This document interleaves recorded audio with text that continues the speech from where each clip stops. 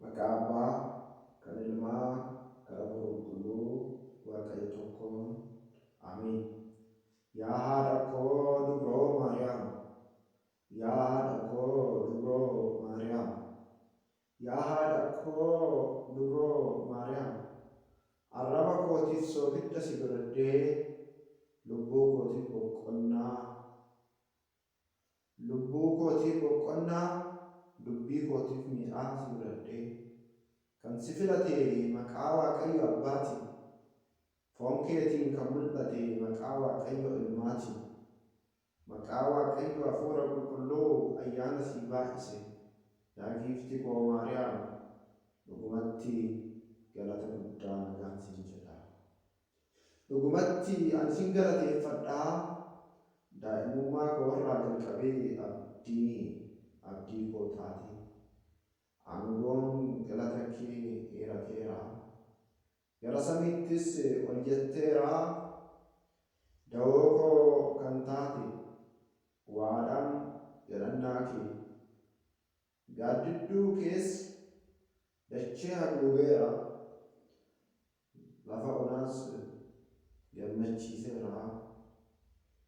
Kan akka kee miidhaguu fi ayyaanuu hin jiru. Yaa misirroo qulqullaa'uuf dibata balas.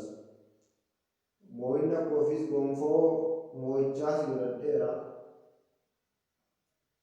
Ifa fuula koo hidhii koof cufaa ogummaa dubbii koofis eegumsa si godhadhee ilkaan koofis warqee arraba koof soogidda si godhadhee lubbuu koof boqonnaa dubbii koofis mi'aa si godhadhee qoonqoo kootiif damma walala morma koofis geexii ulfinnaa si godhadhee badhaasa miira koof dhaabbiin qaama kootiif geexii si godhadhee yaadu biroo yeroo gammachuu koo siinan gammadaa yeroo rakkoof gidiraa koo siinan jajjabaadhaa yeroo rafu siinan eeggamaa yeroo damma koo siinan gammadaa yeroo rafus sin yaada guyyaa halkanis yoo ta'us yoon taa'us yoon ka'us yoon bahee galus sin galateeffadhaa. Faarsituu keenya akka nuuf yaaduuf si kadhannaa. Ilma kee gooftaa Yesuus Kiristoos cubbuu akka nuuf dhiisuuf si galateeffannaa. Iccitii nuti ittiin si yaadannu haaduu biroo jaalatamaa ilma kee Yesuus nu kennite. Har'as nu kadhadhu kaa ilma kee fuuldura dhaabbadhu. Eessan gara ilma kee dhannaa cubbuun nu sokkaane jaalalli laphee keenyaa bade obboleessi obboleessa irratti duule. Namni walii galuu didee yaadu biroo har'a abdiin keenya si malee. Ati yoo nuun kadhanne eessaa seennu ree?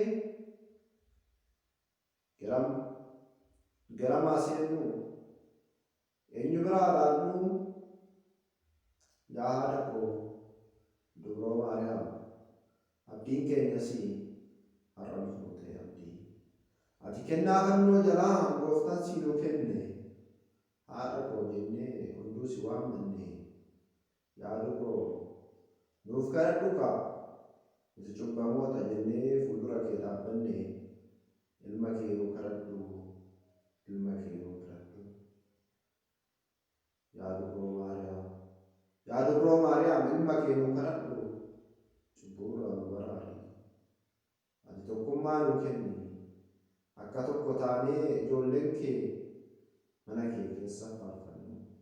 Akka galataa wal geenyu amantaa keenya hin cinnee mootummaa ilma kee akka dhaallu iccitii ilma kee beeknee mootummaa isaa akka fudhannu gonfoo bara baraa harkatti akka deeffannu amantii akka Phexros, amantii akka Phaawulos, amantii akka Isxifaanos, amantii akka duugagootaa nuuf kenni kaa yaadu koo iccitiin nuti ittiin si jaalannu. Ilma kee jaalatamaa isa ifa addunyaa ta'e, isa jireenya bara baraa, isa damma kan ta'e nuuf kenniteertaa kaa. Yaa dubroo Maariyaam, kunoo si fuuldura dhaabbanne, kunoo si kadhannaa, ati nuuf kadhadhu. Ilma kee yaa dubroo Maariyaam, Waaqayyoof galanni haa ta'u.